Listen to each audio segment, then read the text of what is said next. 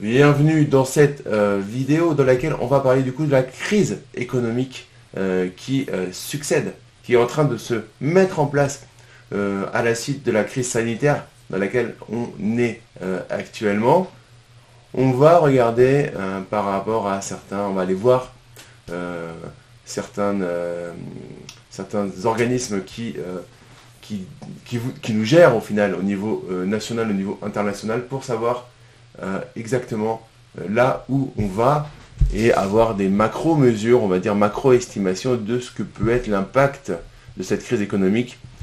Il est pas réaliste de penser à la crise économique d'un point de vue juste national, donc on va le voir d'un point de vue mondial. Si tu me découvres aujourd'hui, je m'appelle Damien Lamy, je suis le créateur de Focus & qui est un centre de formation professionnelle où j'accompagne les investisseurs immobiliers à faire des investissements rentables. Et j'ai passé avant ça plus de 14 ans à l'intérieur du système bancaire. Donc si tu me rejoins maintenant, n'hésite pas à liker la vidéo, à t'abonner si tu es sur YouTube, ou alors à te jeter sur YouTube pour aller t'abonner. En cliquant, tu sais bien comment on fait, là sur le petit bouton s'abonner, puis ensuite sur la cloche. Ça te permet de savoir quand je fais des lives, quand je publie de nouvelles vidéos, de rien manquer de l'actualité. Alors, hier on a fait un point sur la crise sanitaire et on a fait un point assez long. Aujourd'hui, il n'y a pas réellement de changement par rapport à hier, par rapport à plusieurs choses. Le premier point, c'est que ça continue à pas être très très bon au final par rapport au nombre de personnes, et on a une diminution toujours en réanimation. Pour autant, on voit que on n'est pas encore sorti et on ne maîtrise pas réellement quand est-ce qu'on va sortir de là. Il y a encore un dernier décret qui est paru. Alors je sais pas, ça dépend là où tu habites, mais en tout cas sur le fait de ne pas pouvoir sortir faire du sport. Je crois que c'est pour le sport, il me semble, en journée, style de 9 heures ou de 10 heures à 19 heures, tout dans le genre. Bon, l'essentiel là-dessus, c'est qu'on arrête un peu le cinéma du footing. T'auras bien compris que c'est cool de se remettre au sport, mais voilà, c'est un peu ridicule ce qui se passait par rapport à ça. Donc moi, perso, je suis assez d'accord, sachant que le confinement a fait ses preuves à première vue, donc ça me paraît être intéressant d'être tous raisonnables par rapport à ça. C'est dommage par contre qu'on doive arriver à des règles, et ça montre que même dans la crise qu'on va vivre, on voit qu'on n'arrive pas à s'autodiscipliner. C'est exactement la même chose que ce dont je parle par rapport au différé, aux demandes de différé. On n'arrive pas à se discipliner. Les gens voient ça comme une opportunité, tout comme les crédits garantis d'État. On en parle souvent sur la chaîne. C'est pas quelque chose qui doit être là pour voir comme une opportunité business, ça doit être vu comme une sauvegarde, un plan de sauvegarde. Ok les amis. Salut Jérôme, salut Sophia, salut tout le monde. N'hésitez pas à se poser des questions par rapport au sujet. On va aborder certaines notions potentiellement complexes. On va essayer comme d'habitude de les rendre largement accessibles, mais on va rentrer dans l'impact potentiel de cette crise économique. En fait, la crise économique, elle va partir, on l'a vu déjà dans d'autres émissions, elle va partir des sociétés, de la capacité dans les sociétés à se relancer. Et on voit que il y a eu une possibilité de report de charges, et il y a un tiers des PME de plus de 50 salariés qui ont fait un report de charges. Un report de charges n'est pas à ce jour le fait d'effacer les charges. Ce qui fait qu'il y a un tiers des PME, et ça représente plus de 4 milliards, 4,3 milliards d'euros. Alors, dans cet épisode, je vais faire exprès et je vais être lourd sur la partie milliards, parce que on parle pas en milliers, on parle pas en centaines de milliers, on parle pas en millions, on parle en milliards. Donc tout de suite, quand on voit l'impact que ça peut avoir sur l'économie globale et sur la relance de cette économie globale. On compare en fait au niveau de la potentielle crise qui est en train d'arriver, parce qu'elle n'est pas encore là, mais elle est en train d'arriver. On compare à 2009, 1929 ou la Seconde Guerre mondiale. Donc on est d'accord que au niveau mondial, on compare ça à la crise de 2009, à la crise de 1929, ou même à la Seconde Guerre mondiale. Ce qui montre que c'est une crise énorme, sachant qu'il n'y a pas eu, comme à la Seconde Guerre mondiale, un problème, un déclenchement avant de guerre qu'on a pu déjà connaître. Par contre, il y a un truc, c'est qu'en fait, toutes ces comparaisons seraient peut-être, au final, dénuées de sens par rapport au fait qu'en fait, ce qu'on connaît aujourd'hui, on l'a jamais connu. La moitié de la population confinée chez elle, et les chiffres qui augmentent, donc on est peut-être vers plus que la moitié, on l'a jamais connu. Donc en fait, jamais, à l'échelle mondiale, nous avons, nous, l'humanité, connu un arrêt comme on le connaît aujourd'hui. Ça ne veut pas dire qu'on va connaître une crise comme on a connu avant, ou pire, ou mieux. Mais en tout cas, sur le symptôme qu'on a aujourd'hui, on ne l'a jamais connu avant. C'est-à-dire l'arrêt qu'on a aujourd'hui, on ne l'a jamais connu avant.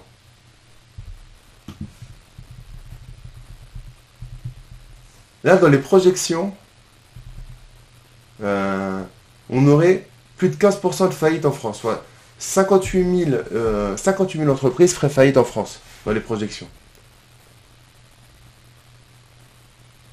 Je vous reprends les chiffres, hein, j'essaie vraiment pour être précis. En 2009, il y avait eu 63 000 entreprises en faillite, et le taux de chômage était passé de 7 à 10% de la population active. Pour vous donner un ordre d'idée. Ça veut dire qu'on retourne dans ce genre de choses. Économiquement, on dit qu'on retourne du coup 11 ans en arrière au niveau de l'essor économique. Il y en a même qui, par rapport à ça, font un saut en arrière temporel qui nous ramènerait en 2005. C'est-à-dire qu'on ramènerait 15 ans en arrière dans tout ce qu'on a mis en place, économiquement parlant. Là, le souci, ou ce qu'on dit là, est vraiment à prendre avec des pincettes et des guillemets, c'est des extrapolations, c'est que, bien évidemment, pour faire tous ces calculs, les instituts qui gèrent ça, qui essaient d'anticiper la conjoncture, essaient de se baser sur des modèles mathématiques, hein, c'est toujours des modèles, c'est des maths, donc c'est toujours des modèles sur lesquels ils essaient de se baser, et en fait, ce sont des modèles qui n'arrivent pas à appliquer à cette crise-là. En fait, les crises servent pour créer des nouveaux modèles, mais cette crise-là, en fait, elle est unique dans sa façon d'avoir été amenée, dans sa façon d'être gérée, dans l'impact qu'elle a. Du coup, il est très difficile de coller un modèle mathématique qui a servi pour une autre crise à cette crise-là et dire, ok, donc j'ai fait tant, donc j'ai fait 15, donc là je vais faire 17 par rapport au même moteur de calcul.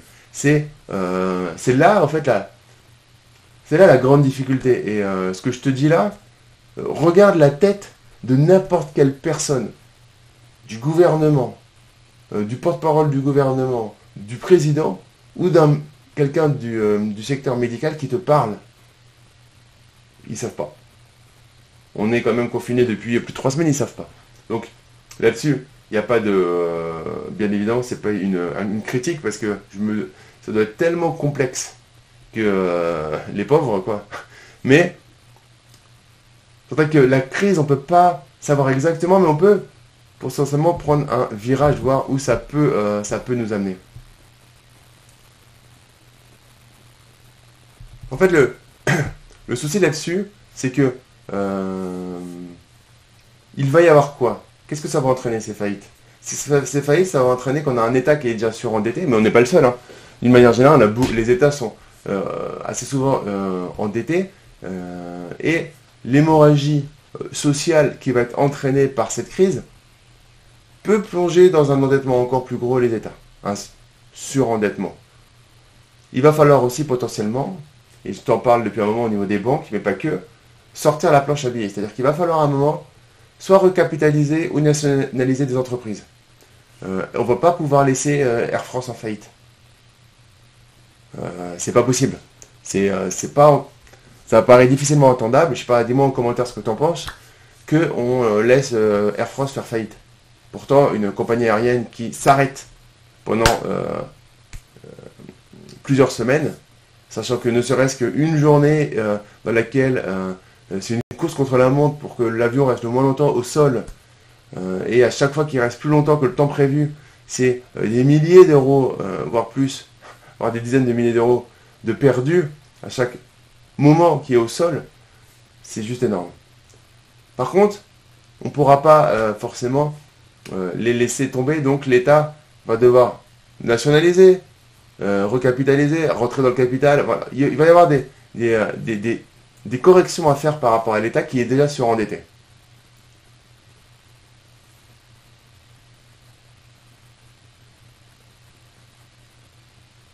Chute de l'économie, là, chute de l'économie française de 10 à 18% dans les prochains mois. Énorme. C'est le niveau, en fait, on estime au niveau de l'INSEE, au niveau des instituts de conjoncture, on estime qu'on pourrait se retrouver dans une chute qui serait à la hauteur de celle qu'on a connue à la Seconde Guerre mondiale. Donc, on pourrait se dire, ok, c'est pas grave, parce qu'après, il y aura les 30 glorieuses. Après, ça va repartir. À tout malheur, un bonheur est bon, à tout problème, il peut y avoir une solution et une reprise, potentiellement, d'activité.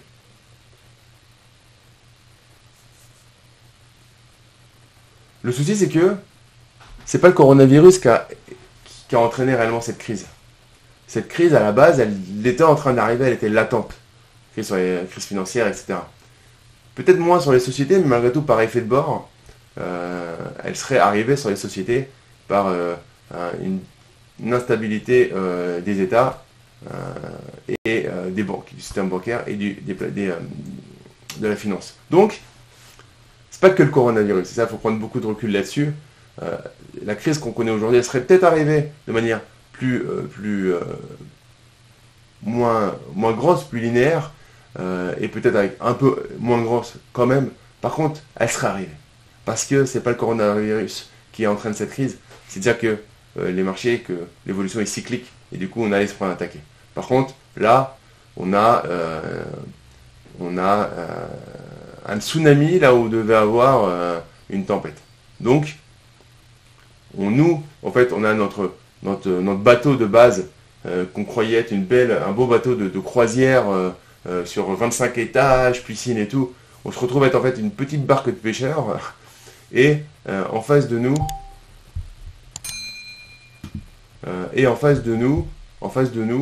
on a un tsunami là où on pensait avoir une grosse vague, voire une bonne averse. On se prend un vrai tsunami jamais vu au niveau des marchés. Donc clairement, on est largement pris de court au milieu de la mer pour savoir comment réagir. Est-ce qu'il n'y aura pas une solution financière européenne au niveau des pays? Ouais, alors on va voir ça un peu plus tard, sur une intervention par rapport à ça, Jérôme, on va voir que solution financière, à un moment c'est sortir la planche à billets, et sortir des milliards et des milliards, ou alors, peut-être que ce dont tu penses derrière, c'est carrément qu'il y ait un R à Z, une remise à zéro des compteurs au niveau de l'endettement des pays. Compliqué à prédire et compliqué à estimer au niveau de l'impact, parce que ça a un gros impact sur la dépréciation derrière. Est-ce que tu fais plus de mal ou pas en faisant ça, ou je ne sais pas s'ils iront.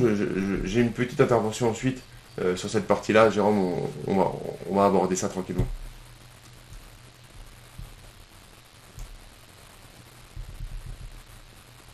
Donc, le souci, c'est que le confinement, c'est le facteur numéro 1 de la crise financière. Et comme je le dis souvent, de la crise économique. Comme je le dis souvent, la durée de confinement, entraînera la hauteur et la grosseur et la force du tsunami qu'on a commencé tout juste à se prendre. La durée du confinement va être proportionnelle. Le tsunami va être proportionnel à la durée du confinement. Plus le confinement va être long, et pas respecté, etc., et plus le tsunami va être important. C'est pour ça que je me suis permis de faire une émission il y a quelque temps, coup de gueule là-dessus, parce que c'est inconscient. On a tous intérêt d'être respectueux de ce confinement, parce qu'on a tous à perdre. Tous. Donc, en étant respectueux, on permet à l'économie de repartir. L'économie va repartir. Quand l'économie va repartir, elle va repartir. Elle va repartir, elle pourra sûrement repartir fort. Elle saura repartir de manière vertueuse. Et ça va revenir à un moment. Plus ou moins long, ça va revenir. C'est des cycles. Mais plus on reste dans un gel au niveau de ce confinement, qui est le paramètre qu'on ne maîtrise pas dans la crise économique, c'est le confinement. C'est la partie sanitaire, et clairement derrière c'est l'impact, c'est le confinement, qu'on ne maîtrise pas. Donc le confinement peut s'arrêter parce que la crise sanitaire est maîtrisée. On passe au stade 2 de la crise économique. On est dans la crise économique. Parce que le tsunami, il arrive.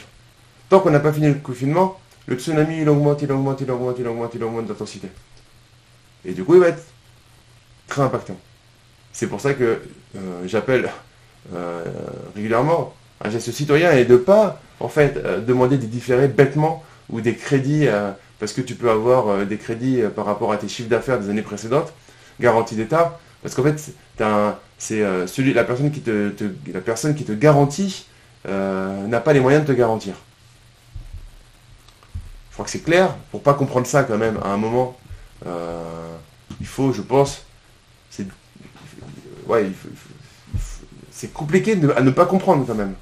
Hein, si tu n'as plus d'argent sur ton compte, si tu n'as plus d'argent nulle part, tu n'as plus d'argent sur ta carte bancaire, tu n'as plus d'argent, c'est fini, tu n'as plus rien, et que tu invites 10 personnes à la maison pour passer des vacances, normalement, tu n'as pas les moyens de le faire. Je peux pas faire plus simple. Donc, on va regarder Jérôme et les autres, mais par rapport à la question de Jérôme, une intervention, je vais vous mettre ça, partager, de Bruno Le Maire par rapport à ce dont parlait Jérôme sur le fait qu'il y a un fonds européen qui pourrait relancer l'investissement après la crise. Donc c'est exactement ce dont tu parlais. Tous les pays européens doivent redémarrer à la même vitesse pour garantir la cohésion. Donc on va écouter, donc vous le connaissez. Pour garantir la cohésion, la solidarité, l'unité de la zone euro.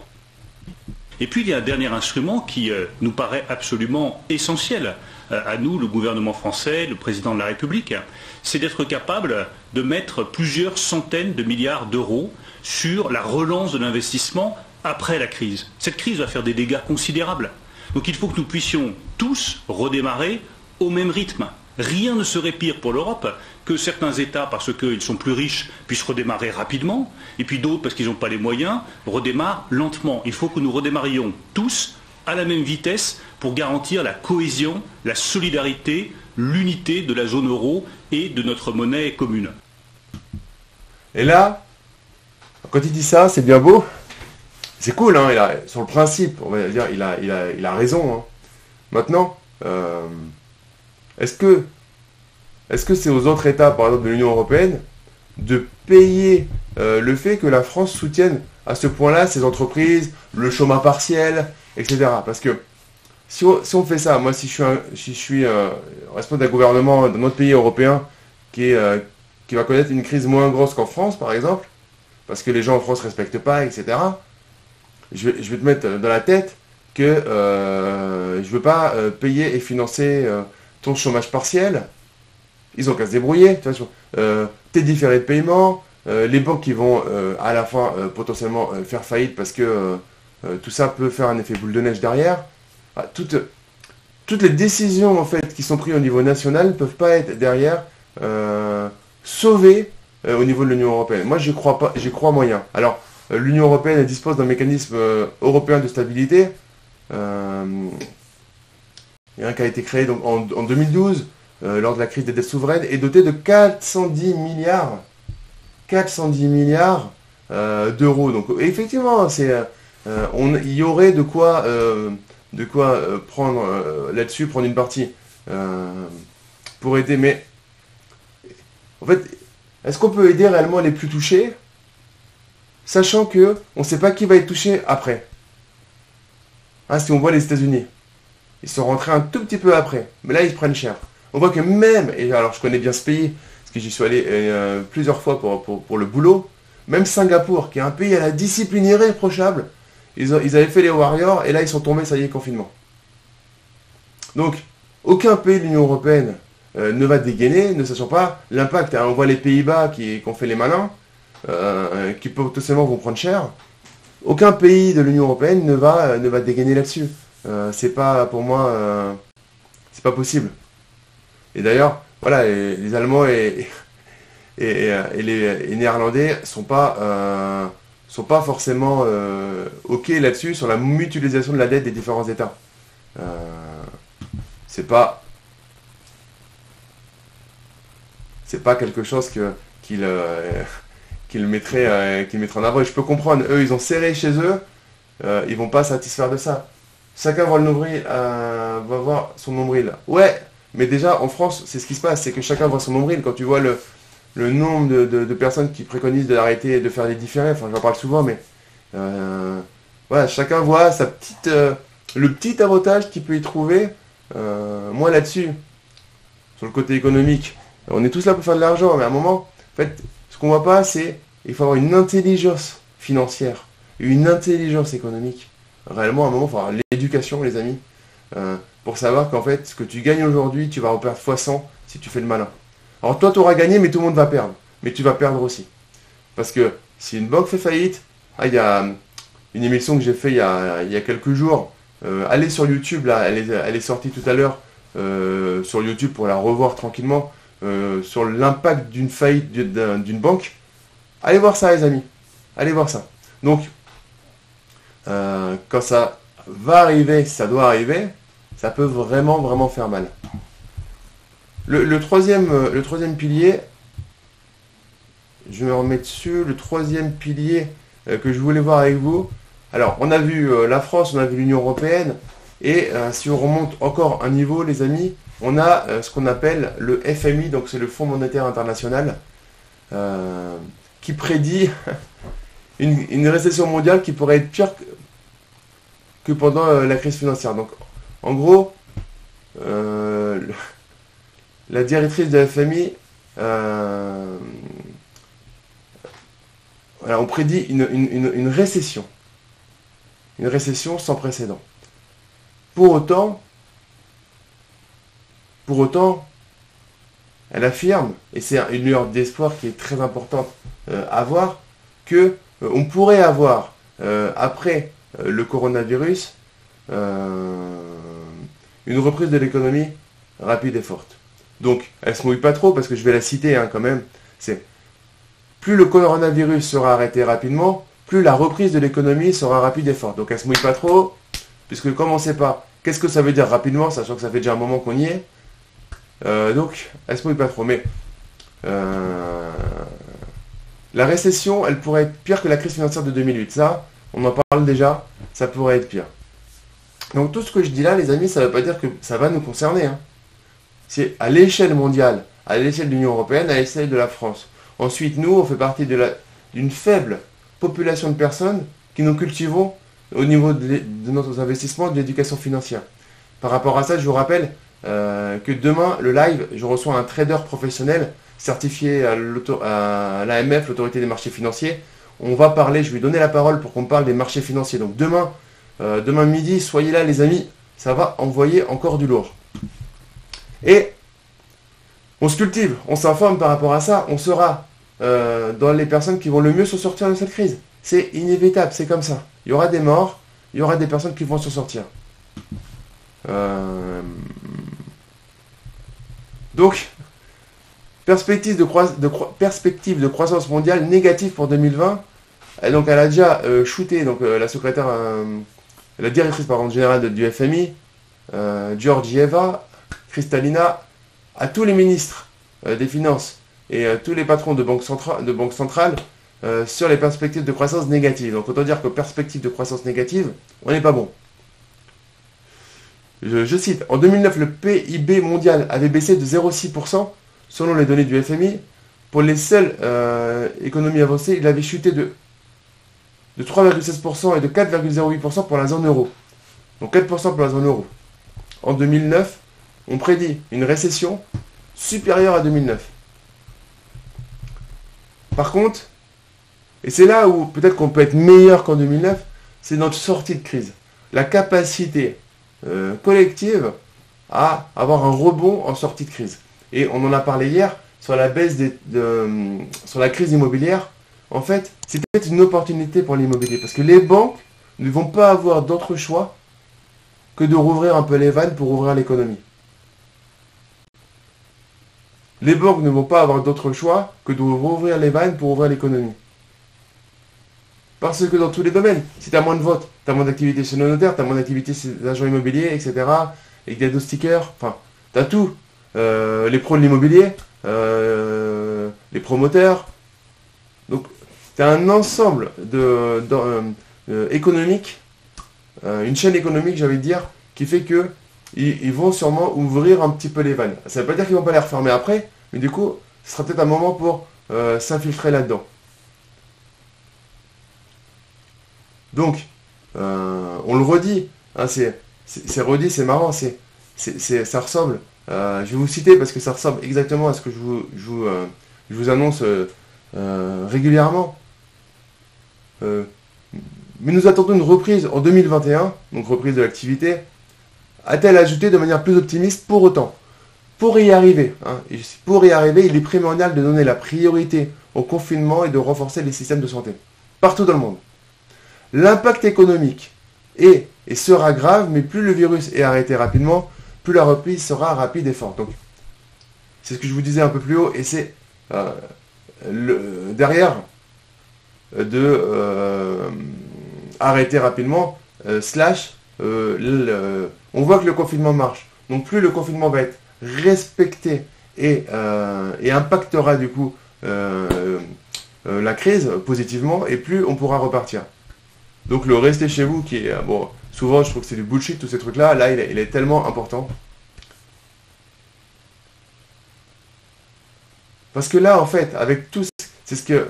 En fait, on a une activité économique, c'est pas qu'en France, on a une activité économique mondiale qui s'est arrêtée via ligne aérienne fermée, magasins, bars, restaurants, tous les commerces. Alors il y a quelques commerces qui commencent à rouvrir un tout petit peu, mais tous les commerces fermés, c'est juste quelque chose qui sans précédent au niveau mondial. Donc il faut attendre pour investir en ce moment. De toute façon, en fait, Sophia, ce qu'il faut, c'est continuer à comprendre, à se former, à maîtriser les différents aspects. Si tu ne l'as pas fait, je t'invite à regarder la masterclass. Vous avez le lien juste en dessous, la masterclass avec mon frère sur la fiscalité et le juridique. Se former, grosses connaissances pour pouvoir travailler en fait un peu le bac. C'est-à-dire que là, tu vas semer ton actif pour pouvoir repartir de plus belle et investir dès la fin du confinement. Selon la durée du confinement, selon l'impact, on aura des premiers indicateurs qui montreront ce qu'on doit faire, comment on doit se comporter après le confinement, en tant qu'investisseur immobilier. Mais il n'y a rien qui nous dit qu'on ne doit pas aller au taquet juste après le confinement. Par contre, là, il faut encore mieux profiter de cette période-là pour monter vraiment en compétence sur son niveau, autour de tous les sujets qui t'intéressent en investissement immobilier. Il va falloir être là au bon moment, effectivement, pour investir et se lancer, sans se précipiter. Et du coup, emmagasiner, profiter de cette période pour emmagasiner tout ce qu'on peut emmagasiner.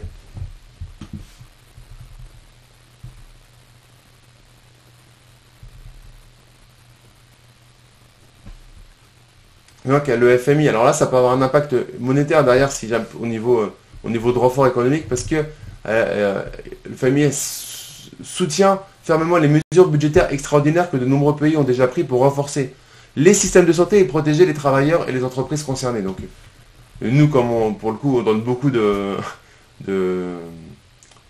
en France, on a un beau pays là-dessus et on est beaucoup en aide, donc on est plutôt concerné là-dedans, donc c'est plutôt top. Donc, le fonds se dit prêt à déployer toute sa capacité de financement, soit 1000 milliards de dollars. 1000 milliards de dollars. C'est pour ça que je vous ai dit au début qu'on va parler beaucoup en milliards pour voir un peu l'impact de cette crise.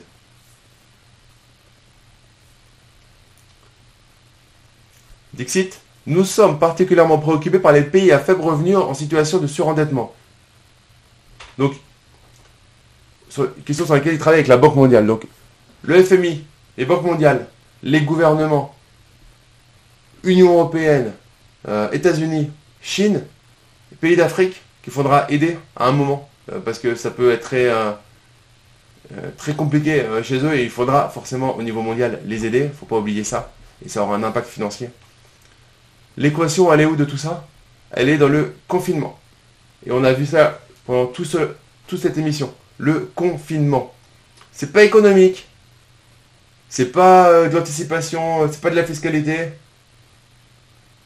C'est pas de la fiscalité. C'est pas économique. C'est pas du montage juridique. Tout ça, il faut l'apprendre. Allez voir la masterclass. C'est cool. Mais là, c'est juste être discipliné. Et arrêter de se croire plus malin que les autres parce que ça peut faire très mal.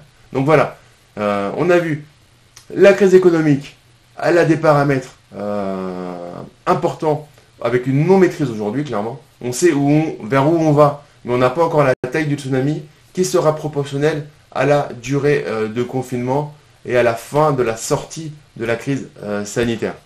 Est-ce que vous avez des questions, les amis, par rapport à ça? Moi, j'ai fait un bon tour sur cette crise économique pour vous donner des faits. Je suis allé à la source au niveau français, au niveau européen et au niveau mondial avec notre gouvernement en France, au niveau européen avec les différents textes qui sortaient et les points de vue des différents pays majeurs et des leaders au niveau de l'Union européenne et au niveau mondial avec le FMI. Est-ce que vous avez des questions par rapport à ça? N'hésitez pas à les poser dans les commentaires, soit j'y réponds maintenant et j'y répondrai de toute façon avec grand plaisir. Et nous en tout cas, on se retrouve très vite et comme je te disais au début, si tu regardes cette vidéo sur YouTube, n'hésite pas à t'abonner à la chaîne, tu cliques sur le bouton s'abonner, sur la cloche, comme ça tu es prévenu quand je publie de nouvelles vidéos. Et je vous dis en tout cas, passez une très bonne fin de journée à vous tous et à une prochaine pour de nouvelles aventures.